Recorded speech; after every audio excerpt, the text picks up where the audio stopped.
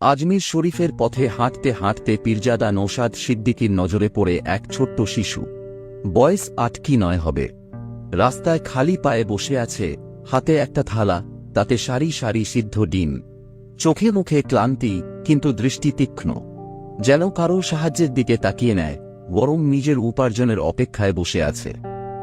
নৌশাদ সিদ্দিকী সাহেব কাছে গিয়ে জিজ্ঞাসা করলেন, তোমার নাম কি? শিশুটি মিষ্টি হেসে বলল, আমার নাম রেহান। সকাল থেকে ডিম বিক্রি করছি, পেট চালানোর জন্য তো কিছু করতে হবে। এই ছোট্ট কথাগুলোতেই নৌশাদ সিদ্দিকীর মন ভারী হয়ে উঠল। রেহান যেন হাজার হাজার সেই শিশুদের গল্প বলে দিল, যাদের শৈশব হারিয়ে গেছে। ভিডিওর মাঝে সকলের কাছে একটি অনুরোধ, আইএসএফ অর্থাৎ ইন্ডিয়ান সেকুলার ফ্রন্ট সহ ভাইজানের সমস্ত রকম খবরাখবর সকলের আগে দেখতে আইএসএফ ফরএভার আমাদের এই ইউটিউব চ্যানেলটিকে সাবস্ক্রাইব করে পাশের ঘন্টাটি বাজিয়ে রাখুন।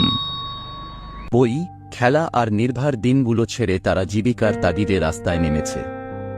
নৌশাদ সিদ্দিকী সাহেব দেখলেন, শিশুটি সাহায্যের জন্য হাত পাচ্ছে না, নিজের পায়ে দাঁড়ানোর চেষ্টা করছে, নিজের পরিবারকে খাওয়ানোর জন্য সে যা পারে তাই করছে। তখন তিনি সব ডিম কিনে নিলেন, যদিও সিদ্ধ ডিম তিনি খান না।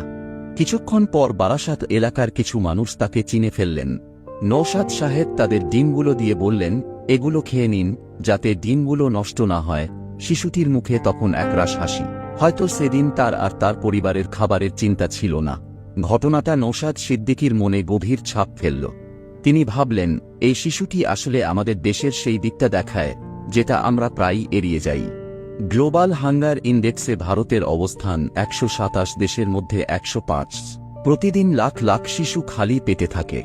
তাদের না আছে সঠিক শিক্ষা, না আছে খেলার অধিকার। তিনি বললেন, আমাদের শিশুদের শৈশব ফেরানো খুব দরকার, কথার ফাঁকা আওয়াজ নয়, বরং বাস্তব কাজের মাধ্যমে। রেহানের মতো আর কোনো শিশুকে যেন এইভাবে শৈশব হারাতে না হয়। ভাবুন, ভাবতে থাকুন, আমাদের শিশুদের ভবিষ্যৎ কি সত্যিই এমন হওয়া উচিত?